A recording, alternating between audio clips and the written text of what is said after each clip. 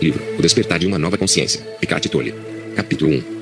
O desabrochar da consciência humana. Evocação. Terra. 114 milhões de anos atrás, de manhã, logo após o nascer do Sol, a primeira flor que aparece no planeta abre-se para receber os raios solares. Antes desse formidável acontecimento, que representa uma transformação evolucionária na vida das plantas, o globo já estivera coberto de vegetação por milhões de anos. A primeira flor provavelmente não durou muito tempo. As flores devem ter permanecido como um fenômeno raro e isolado porque talvez as condições ainda não fossem favoráveis à plena ocorrência do florescimento. Um dia, porém, um limite crítico foi alcançado e, de repente, deve ter se dado uma explosão de cores e perfumes por toda a Terra. Isso é o que uma consciência observadora teria visto se estivesse presente. Muito tempo depois, esses seres delicados e fragrantes que chamamos de flores viriam a desempenhar um papel essencial na evolução da consciência de outras espécies. Cada vez mais, os seres humanos seriam atraídos e se sentiriam fascinados por eles. É provável que as flores tenham sido a primeira coisa que a consciência da espécie humana começou a valorizar enquanto se desenvolvia, mesmo que elas não tivessem um propósito utilitário imediato, isto é, que não estivessem vinculadas de alguma maneira à sobrevivência. No decorrer dos tempos, as flores foram a fonte de inspiração de incontáveis artistas, poetas e místicos. Jesus pede-nos que as contemplemos e que aprendamos com elas sobre como viver. Disse que, em determinada ocasião, Buda teria proferido um sermão silencioso enquanto segurava uma flor e apreciava. Após algum tempo, um monge chamado Makasyapa começou a sorrir diante dos presentes. Ele teria sido o único a entender o sermão.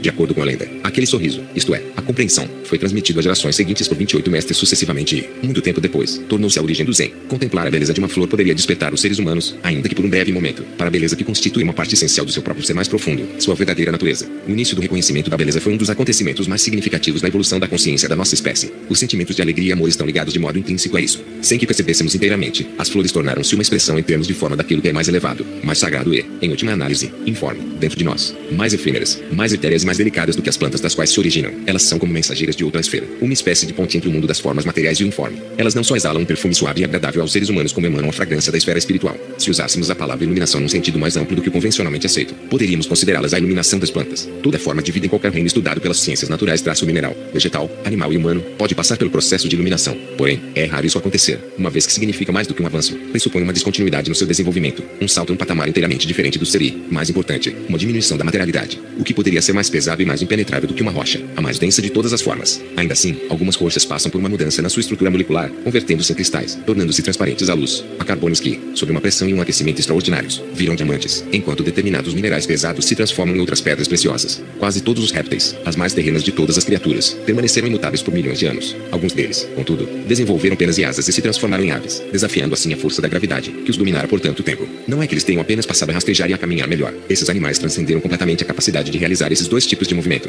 Desde tempos imemoriais, as flores, os cristais, as pedras preciosas e as aves têm um significado especial para o espírito humano. A exemplo de todas as formas vivas, esses elementos são, é claro, manifestações temporárias da vida subjacente, da consciência única. Seu significado especial e a razão pela qual despertam tamanha fascinação nos seres humanos, que possuem um grande sentimento de afinidade em relação a eles, podem ser atribuídos à sua propriedade etérea. Como existe certo grau de presença, isto é, de atenção silenciosa e permanente nas percepções humanas, nossa espécie tem a faculdade de sentir a essência vital divina, a consciência, ou o espírito imutável, que há em todas as criaturas, em todas as formas de vida, reconhecendo-a como compatível com nossa própria essência. Por isso, somos capazes de amá-la como a nós mesmos. Até que isso aconteça, contudo, a maioria das pessoas vê apenas as formas exteriores, não atentando para a essência interior, da mesma maneira como não percebe sua própria essência se identifica somente com sua forma física e psicológica. No caso de uma flor, de uma ave, de um cristal ou de uma pedra preciosa. Porém, até mesmo uma pessoa com pouco ou nenhuma presença pode perceber que essas formas contêm algo mais do que mera existência física. Sem, no entanto, saber que essa é a razão pela qual possui sentimentos de atração e afinidade em relação a elas. Por causa da sua natureza etérea, a forma obscurece o espírito que habita até que ele atinja um grau inferior em comparação ao que ocorre com outras criaturas. A exceção a isso são todas as formas de vida recém-nascidas, bebês humanos e filhotes de cães, gatos, cordeiros, etc. Esses seres são frágeis, delicados, ainda não firmemente estabelecidos na materialidade. Uma inocência, uma doçura e uma beleza que não são deste mundo brilham por meio deles. E é por isso que encantam até mesmo pessoas de pouca sensibilidade. Desse modo, quando estamos atentos e contemplamos uma flor, uma ave ou um cristal sem nomeá-los mentalmente, eles se transformam numa janela para o que não tem forma. Surge uma abertura interna, ainda que quase imperceptível, para o domínio espiritual. É por isso que, desde tempos imemoriais, essas três formas de vida iluminadas desempenham um papel tão importante na evolução da consciência humana. Também é por essa razão que, por exemplo, a joia da flor de lótus é um símbolo fundamental do budismo, enquanto uma ave branca, a pomba representa o Espírito Santo no cristianismo. Elas vêm preparando o terreno para uma mudança mais profunda na consciência planetária que está destinada a acontecer com nossa espécie. Esse é o despertar espiritual que estamos começando a testemunhar agora. O propósito deste livro: estará a humanidade pronta para uma transformação da consciência, um florescimento interior tão radical e profundo que, comparado a ela, o desabrochar das flores, por mais bonito que seja, pareça apenas seu pálido reflexo. Seremos capazes de perder a densidade das nossas estruturas mentais condicionadas e nos tornar como cristais ou pedras preciosas, isto é, transparentes à luz da consciência. Conseguiremos desafiar a atração gravitacional do materialismo e da materialidade e permanecer acima da identificação com a forma, que mantém o ego imóvel e nos condena à prisão dentro da nossa própria personalidade. A possibilidade de ocorrer uma transformação desse tipo tem sido a essência dos ensinamentos de grande sabedoria da humanidade. Os mensageiros, Buda, Jesus e outros, nem todos conhecidos, foram as primeiras flores do gênero humano. São os chamados precursores, seres raros e preciosos. Como um florescimento mais disseminado ainda não era possível na época em que eles viveram, suas mensagens se tornaram amplamente incompreendidas e muito distorcidas. Assim, não transformaram o comportamento humano, exceto no que diz respeito a um pequeno número de pessoas. Estaria a humanidade mais preparada agora do que na época dos primeiros mestres? Por que se poderia esperar isso? O que você pode fazer, se é que pode, para produzir ou apressar essa mudança interna? O que caracteriza o antigo estado egóico da consciência? Quais sinais nos permitem reconhecer a nova consciência que está surgindo? Essas e outras perguntas essenciais serão discutidas neste livro. Mais importante ainda, este livro é em si um instrumento de transformação que resultou dessa consciência emergente. As ideias e os conceitos que apresenta, ainda que relevantes, são secundários. Eles nada mais são do que pontos de referência em direção ao despertar. À medida que você for avançando na leitura, uma mudança se estabelecerá no seu ser. O principal propósito deste livro não é acrescentar novas informações e crenças à sua mente nem tentar convencê-lo de alguma coisa, e sim produzir uma modificação da sua consciência. Ou seja, o despertar. Nesse sentido, ele não é interessante.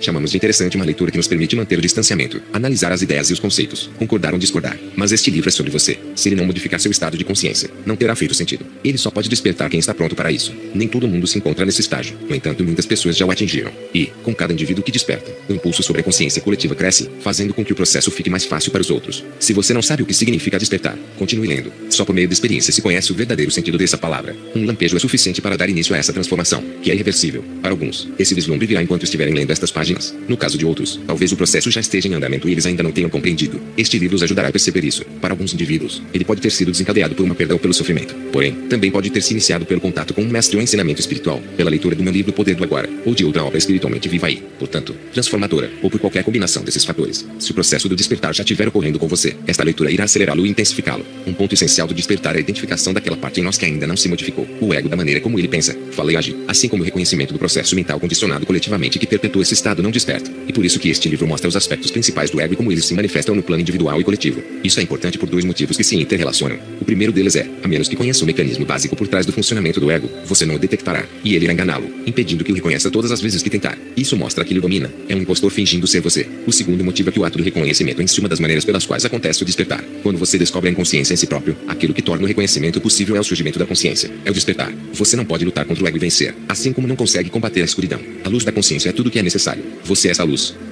Um distúrbio herdado. Se examinarmos mais detidamente as antigas religiões e tradições espirituais da humanidade, veremos que, por baixo de grande parte das diferenças superficiais que elas apresentam, há duas ideias centrais com as quais a maioria delas concorda. Embora as palavras usadas para explicar essas ideias sejam diversas, todas remetem a uma verdade fundamental dupla. Nesta sessão, abordarei uma de suas faces, a negativa, e, na próxima, a positiva. A primeira parte, ou aspecto ruim, dessa verdade é a compreensão de que o estado mental normal de quase todos os seres humanos contém um forte elemento do que podemos chamar de distúrbio, ou disfunção, e até mesmo de loucura. Determinados ensinamentos fundamentais do hinduísmo talvez sejam os que mais se aproximam da ideia de que esse desajuste é uma forma de doença mental coletiva. Eles o chamam de Maya, o véu da ilusão. Ramana Maharshi, um dos maiores sábios indianos, afirma sem rodeios: a mente é Maya. O budismo emprega termos diferentes. De acordo com Buda, a mente humana no seu estado normal produz dukkha, termo páleo que pode ser traduzido como sofrimento, insatisfação ou tristeza, entre outros. Para ele, essa é uma característica da condição humana. Não importa onde vamos nem o que façamos, disse o mestre, encontraremos dukkha, e isso se manifestará em todas as situações, cedo ou tarde. De acordo com os ensinamentos cristãos, o estado coletivo normal da humanidade é de pecado original. A palavra pecado tem sido incompreendida ao longo dos séculos. Traduzida de forma literal do grego antigo, idioma em que o Novo Testamento foi escrito originalmente, ela significa errar o alvo, como na situação de um arqueiro que falha em atingir ponto de mira.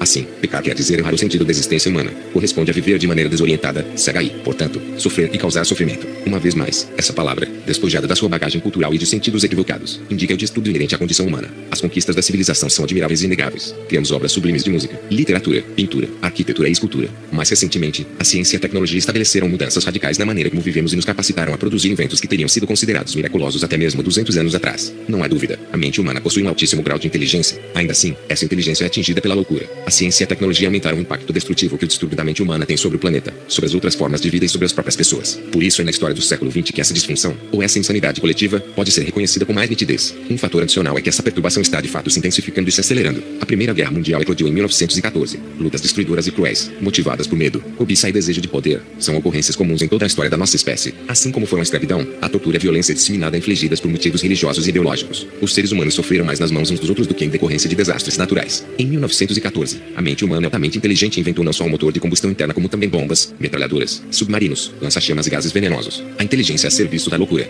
Nas trincheiras estáticas da guerra na França e na Bélgica, milhões de homens pereceram para ganhar alguns poucos quilômetros de lama. No fim do conflito, em 1918, os sobreviventes observaram horrorizados e incrédulos o saldo da devastação. 10 milhões de pessoas mortas e muitas mais mutiladas ou desfiguradas. Nunca antes a loucura humana tivera consequências tão devastadoras e deixar efeitos tão evidentes. Mal sabiam eles disse que aquilo era apenas o começo. No fim do século XX, o número de pessoas mortas violentamente pela mão de outras chegou a mais de 100 milhões. Essas mortes foram causadas não apenas por guerras entre países, mas também pelo extermínio em massa e o genocídio, como a execução de 20 milhões de inimigos de classe, espiões e traidores na União Soviética, durante o governo de Stalin, e o Holocausto na Alemanha nazista, que deixou um registro de horrores indescritíveis. Além disso, muitos morreram em incontáveis conflitos mais restritos, como a Guerra Civil Espanhola e o massacre de um quarto da população do Camboja durante o regime do Khmer Vermelho. Basta assistirmos ao noticiário para ver que a loucura não arrefeceu. Ela continua no século XX. Um dos aspectos do distúrbio coletivo da mente humana é a violência sem precedentes que estamos infligindo a outras formas de vida e ao próprio planeta. A destruição de florestas, que produzem oxigênio, e de outros seres vegetais e animais, os maus tratos aplicados a animais em propriedades rurais voltadas à produção comercial, e o envenenamento de rios e oceanos e do ar, motivados pela cobiça. Ignorantes da nossa interdependência do conjunto como um todo, persistimos num comportamento que, se continuar indiscriminadamente, resultará na nossa própria destruição.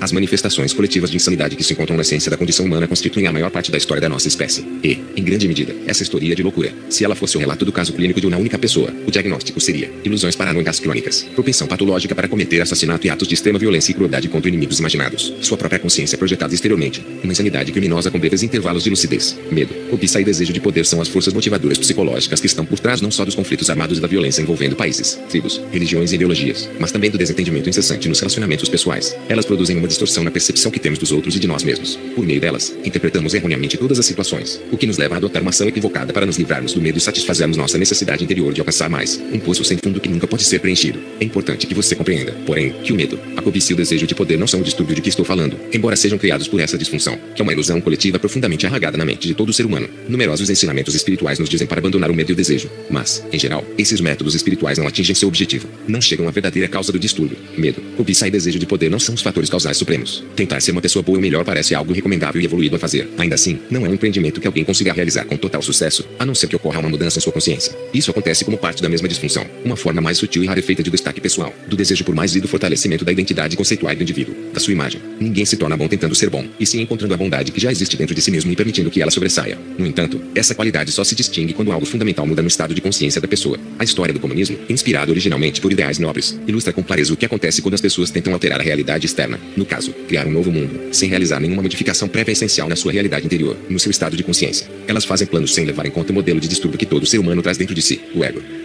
A nova consciência emergente. A maioria das religiões e tradições espirituais compartilha a ideia de que nosso estado mental normal é prejudicado por uma imperfeição fundamental, o distúrbio ao que me referi. No entanto, além desta percepção da natureza da condição humana, que podemos chamar de má notícia, há uma segunda percepção, ou a boa notícia, que é a possibilidade de uma transformação radical da nossa consciência. Nas mensagens hinduístas, e, em alguns casos, também no budismo, essa mudança é chamada de iluminação. Nos ensinamentos de Jesus, de salvação, no budismo, de fim do sofrimento. Outros termos usados para caracterizá-la são libertação e despertar. A maior conquista da humanidade não são as obras de arte nem os inventos da ciência e da tecnologia, mas a identificação do seu próprio distúrbio, da sua própria loucura. No passado distante, alguns indivíduos chegaram a fazer esse reconhecimento. E provável que um homem chamado Siddhartha Gautama, que viveu há 2600 anos na Índia, tenha sido o primeiro a ver essa questão com absoluta clareza. Depois, o título de Buda lhe foi concedido. Buda significa aquele que despertou. Praticamente na mesma época, outro dos mestres despertos da humanidade surgiu na China. Seu nome era Lao Tse. Ele deixou um registro dos seus ensinamentos na forma de um dos livros espirituais mais profundos já escritos, o Tao Te Ching. Reconhecer a própria loucura marca, obviamente, o surgimento da sanidade, o início da cura e da transcendência. Uma nova dimensão da consciência começava então a emergir no planeta. A primeira tentativa de florescimento.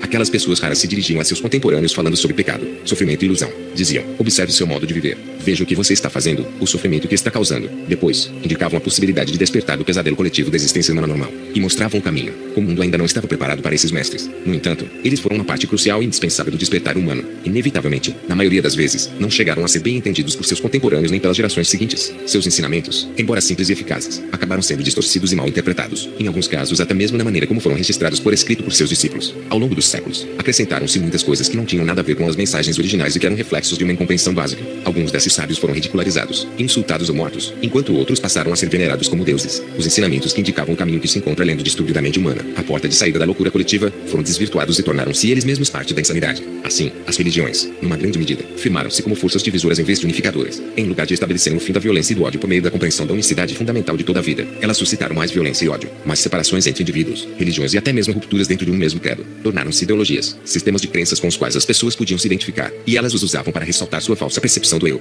Por meio dessas crenças, elas se classificavam como certas e chamavam os outros de errados. Assim, definiam sua identidade diante dos inimigos, os outros, os não crentes ou crentes equivocados, e, algumas vezes, consideravam-se no direito de matá-los. O homem feito Deus na sua própria imagem, o eterno, o infinito, o inominável foi reduzido a um ídolo mental no qual as pessoas tinham de acreditar e que devia ser venerado como o meu Deus ou o nosso Deus.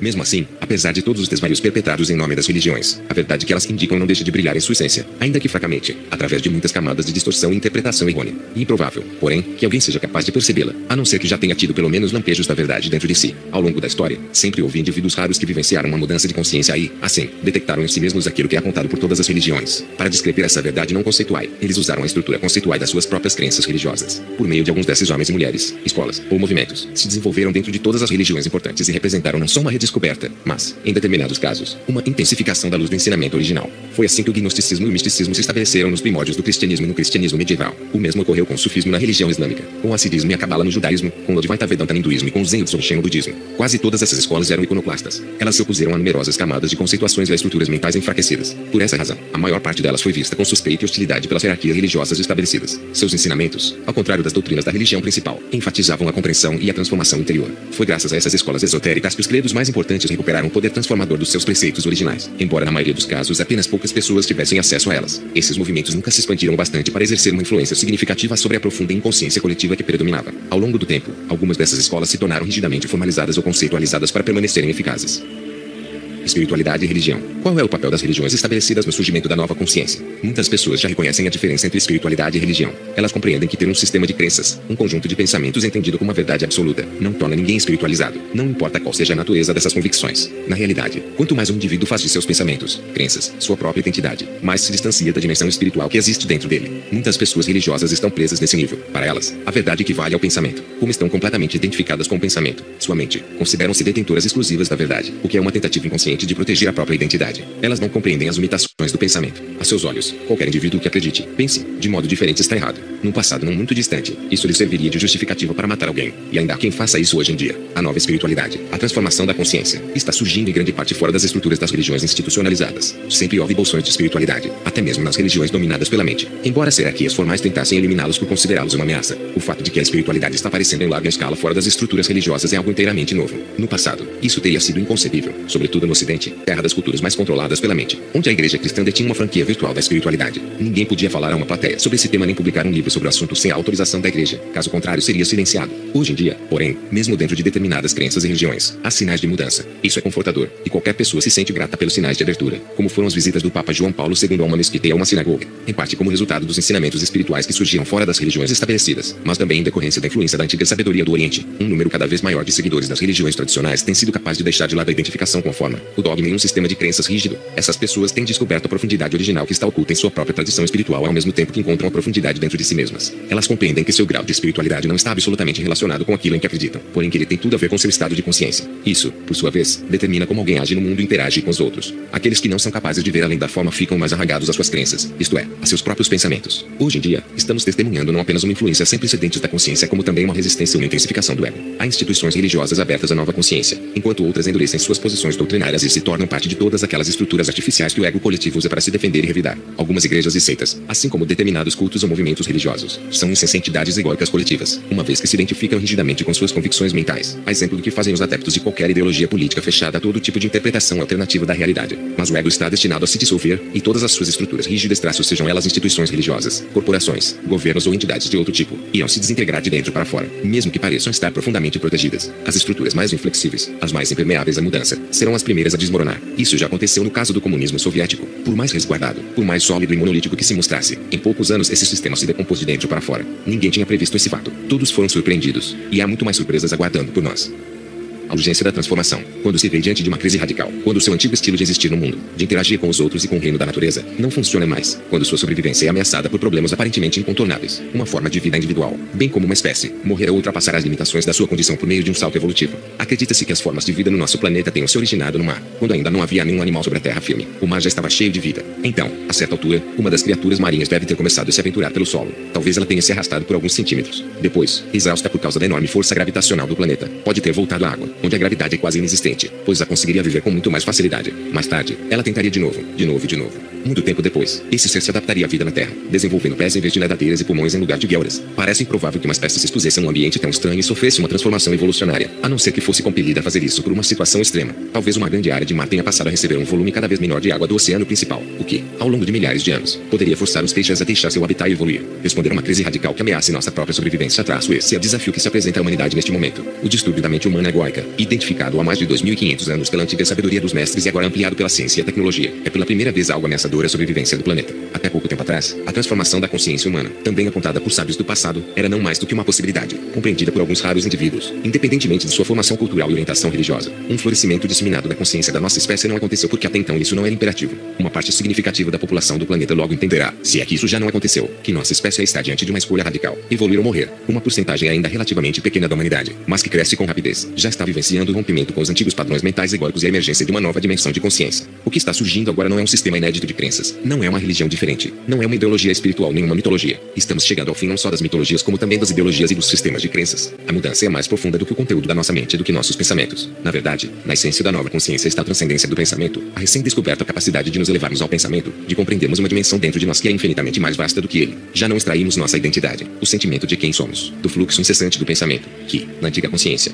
considerávamos ser nós mesmos. E para um indivíduo é uma libertação saber que ele não é aquela voz dentro da cabeça. Quem ele é então? E aquele que compreende isso, a consciência que é anterior ao pensamento, ao espaço em que este, ou a emoção, ou a percepção sensorial, acontece. O ego não é mais do que isto. Identificação com a forma, o que basicamente corresponde a formas de pensamento. Se o mal tem alguma realidade, e ela é uma realidade relativa, e não absoluta, esta também é uma definição dele. Identificação com a forma, formas físicas, formas de pensamento, formas emocionais. Isso resulta de uma total falta de consciência da nossa ligação com o todo, da nossa unidade intrínseca com todos os outros e com a origem. Esse esquecimento é o pecado original, o sofrimento, a ilusão. Quando essa ilusão da completa separação governa tudo o que pensamos e fazemos, que tipo de mundo criamos? Para responder a essa pergunta, observe como as pessoas se relacionam entre si. Leia um livro de história ou veja o noticiário na televisão hoje à noite. Se as estruturas da mente humana permanecerem imutáveis, vamos sempre terminar recriando fundamentalmente o mesmo mundo, os mesmos males, o mesmo distúrbio. Um novo céu e uma nova terra. Há uma profecia bíblica que parece mais aplicável agora do que em qualquer outra época da história humana. Ela aparece tanto no Antigo quanto no Novo Testamento e fala do colapso da ordem mundial existente e do surgimento de um novo céu e uma nova terra. Precisamos entender que o céu mencionado nesse contexto não é um local, e sim o reino interior da consciência. Esse é o significado esotérico do mundo, e esse é também o significado dos ensinamentos de Jesus. A terra, por outro lado, é a manifestação externa da forma, que é sempre um reflexo do interior. A consciência humana coletiva e a vida no nosso planeta estão intrinsecamente interligadas. Um novo céu é o surgimento de um estado transformado da consciência humana, enquanto uma nova terra é o reflexo do reino físico. A vida humana e a consciência humana estão ligadas de modo inerente à vida no planeta. Por isso, à medida que a consciência antiga se dissolve, tendem a ocorrer manifestações naturais de sincronismos geográficos e climáticos em muitas partes do globo, algumas das quais temos testemunhado. Capítulo 2.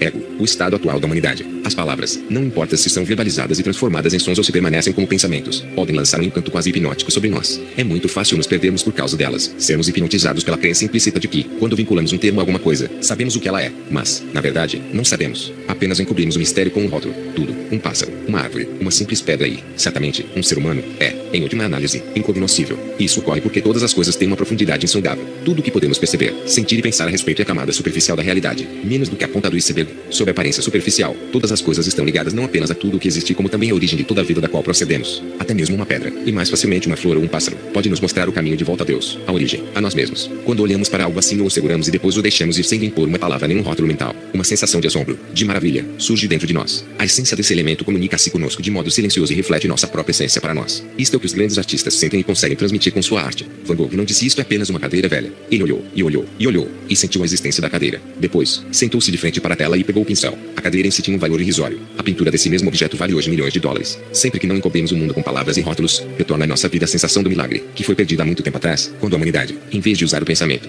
deixou-se possuir por ele. Uma profundidade volta à nossa vida. As coisas recuperam sua novidade, seu frescor. E o maior de todos os milagres é vivenciar o essencial antes de quaisquer palavras, pensamentos, rótulos mentais e imagens. Para que isso aconteça, precisamos desvincular nossa percepção do eu, da existência, de todas as coisas que se misturaram ou se identificaram com ele. Este livro trata justamente dessa separação. Quanto mais rápido somos em ligar rótulos verbais ou mentais a coisas, pessoas ou situações, mais superficial e sem vida nossa realidade se torna. Assim, mais fracos nos mostramos em relação a ela, ao milagre da vida que continuamente se desenrola dentro de nós e ao nosso redor. Com essa atitude, podemos ganhar inteligência, mas perdemos sabedoria, assim como alegria, amor, criatividade e vivacidade. Essas qualidades ficam ocultas na lacuna silenciosa entre a percepção e a interpretação. É evidente que necessitamos usar palavras e pensamentos. Ambos têm sua própria beleza, no entanto, será que precisamos ser aprisionados por eles? As palavras reduzem a realidade a algo que a mente humana é capaz de entender, o que não é muita coisa. A linguagem consiste em 5 sons básicos que se originam nas cordas vocais. Eles são as vogais A, E, I, U. Os outros sons são consoantes produzidas pela pressão do ar, S, F, G, e assim por diante. Você acredita que uma combinação desses sons básicos é suficiente para explicar quem é você, o propósito supremo do universo ou até mesmo que uma árvore ou uma pedra são essência?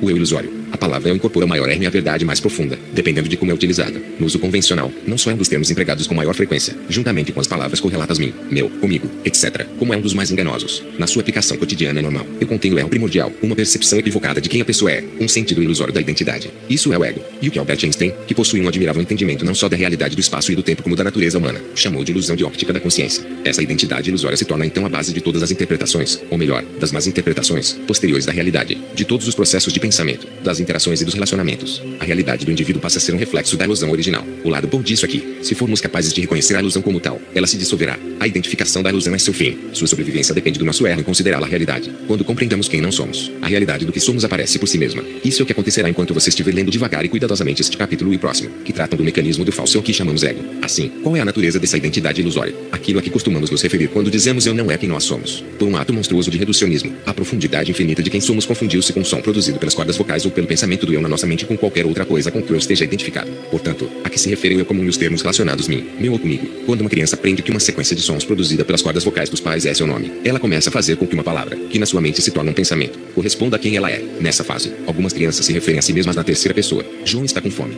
Pouco tempo depois, aprendem a palavra mágica eu e equiparam ao seu nome, ao qual já atribuíram o significado de quem elas são. Então outros pensamentos aparecem e se fundem com a percepção original do eu. O passo seguinte são pensamentos de mim e meu para designar as coisas que, de alguma forma, são parte do eu. Isso é a identificação com objetos, o que significa conferir as coisas. Em última análise, pensamentos que representam coisas, uma percepção do eu, extraindo assim uma identidade delas. Quando algo que a criança chama de meu brinquedo se quebra ou é tirado dela, surge um intenso sofrimento. Não porque o objeto tem um valor intrínseco, a criança logo perde o interesse por ele e o substitui por outro item qualquer, e sim por causa do pensamento meu. O brinquedo torna-se parte do desenvolvimento da percepção da identidade, do eu. Desse modo, à medida que a criança cresce, o pensamento original do eu atrai outros pensamentos para si mesmo e passa a se identificar com diversos elementos, como nacionalidade, gênero, raça, religião, profissão, bens materiais, o corpo percebido pelos sentidos, etc. Outras coisas com as quais eu se identifica são papéis, mãe, pai, marido, esposa, e assim por diante, opiniões e conhecimento acumulados, o gostar e o não gostar, além de fatos que aconteceram no passado e cuja lembrança são pensamentos que posteriormente definem a percepção da identidade como eu minha história. Esses são apenas alguns dos aspectos dos quais as pessoas extraem sua percepção de quem elas são. No fim das contas, eles não passam de pensamentos reunidos de maneira precária por conterem todos o sentido da identidade egóica. Essa construção mental é aquilo a que em geral alguém se refere quando diz eu. Para ser mais preciso,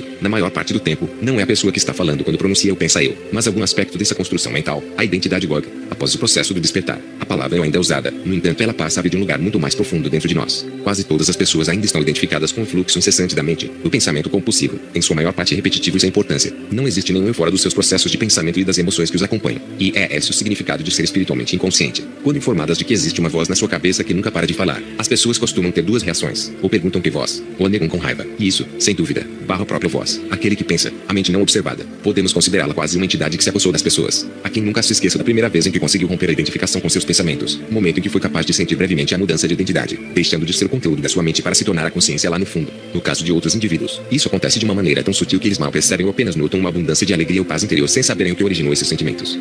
A voz na nossa cabeça. Tive meu primeiro lampejo de consciência quando era aluno do primeiro ano na Universidade de Londres. Eu tomava o metrô 2 vezes por semana para ir à biblioteca da universidade, em geral por volta das 9 horas da manhã, quase no fim do horário de maior movimento. Certa vez, uma mulher com pouco mais de 30 anos sentou-se à minha frente. Eu já a tinha visto algumas vezes naquele trem. Não era possível deixar de notá-la. Embora o vagão estivesse cheio, os assentos ao seu lado permaneciam desocupados. O motivo era, sem dúvida, o fato de que ela parecia um pouco insana, muito tensa. Falava consigo mesma, sem cessar em voz alta e irada. Estava tão absorta nos próprios pensamentos que dava a impressão de ignorar a presença das pessoas ao seu redor. Mantinha a cabeça baixa e ligeiramente voltada para a esquerda, como se estivesse conversando com alguém sentado no lugar vago ao seu lado. Embora eu não me lembre com exatidão das suas palavras, o monólogo que essa mulher desfiava era algo como: e então ela me disse. E depois eu disse que ela era uma mentirosa que ousava me acusar. Você sempre tirou vantagem da confiança que eu tinha em você e me traiu. Seu tom de voz era raivoso como de uma pessoa que foi enganada, que precisava defender sua posição ou se sentiria aniquilada. Enquanto o trem se aproximava da estação Tottenham Court Road, ela se levantou e se dirigiu à porta sem interromper a torrente de palavras que lhe brotava dos lábios. Como eu também ia saltar ali, fui andando atrás dela. No nível da rua, a mulher começou a caminhar para Belfort Square, ainda envolvida no diálogo imaginário. Minha curiosidade aumentou.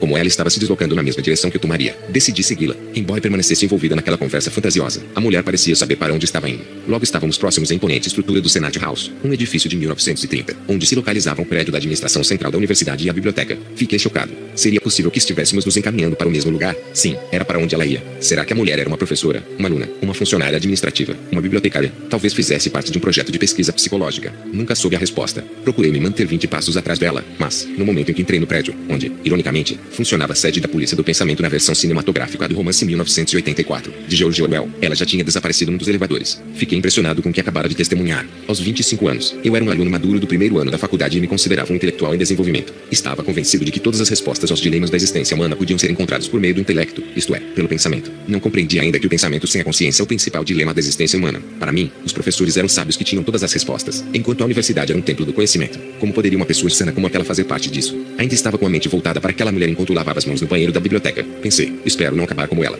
O homem ao meu lado olhou na minha direção. Fiquei chocado de repente ao perceber que havia não apenas pensado naquelas palavras como as tinha murmurado. Aí, meu Deus, já estou como ela. Pensei, não seria minha mente incessantemente ativa como a dela. Havia diferenças mínimas entre nós. A emoção subjacente que predominava por trás do pensamento da mulher parecia ser a raiva. No meu caso, era sobretudo a ansiedade. Ela pensava em voz alta. Eu, na maior parte do tempo, apenas pensava. Se ela fosse maluca, então todo mundo seria louco também, inclusive eu. Só havia diferenças de grau. Por um momento, fui capaz de me distanciar da minha própria mente e vê-la de uma perspectiva mais profunda, como ela era. Percebi uma breve mudança, do processo de pensar para o estado de consciência. Eu ainda estava no banheiro, porém sozinho agora, olhando para meu rosto refletido no espelho. No momento em que me desliguei da minha mente, ri em voz alta. Deve ter soado como uma birutice. No entanto, era o riso da sanidade. Aquele do Buda barrigudo. A vida não é tão séria quanto minha mente a faz parecer. Era o que a risada parecia dizer. Contudo, aquilo foi apenas um lampejo. Eu o esqueceria bem rápido. Acabei passando os 3 anos seguintes num estado de ansiedade e depressão, completamente identificado com minha mente. Foi preciso que eu chegasse muito perto do suicídio para que minha consciência retornasse. Depois disso ocorreu bem mais do que um lampejo. Eu me libertei do pensamento compulsivo e do falso criado pela mente. Aquele episódio envolvendo a mulher não só me deu a primeira centelha de consciência, como despertou minha primeira dúvida quanto à validade absoluta do intelecto humano.